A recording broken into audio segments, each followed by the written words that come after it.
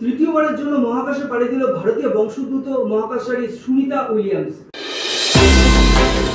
নানা বাধা বিপত্তি কাটিয়ে যাত্রা করলেন তিনি। প্রযুক্তিগত ত্রুটির জেরে শেষ মুহূর্তে পিছিয়ে গিয়েছিল অভিযান। অবশেষে বুধবার স্থানীয় সময় সকাল 10:52 ফ্লোরিডার কেপ ক্যানাভেরাস স্পেস স্টেশন থেকে ইউনাইটেড লঞ্চ অ্যালায়েন্স অ্যাটালস 5 রকেটের মাধ্যমে অভিযান যাত্রা শুরু হয়েছে।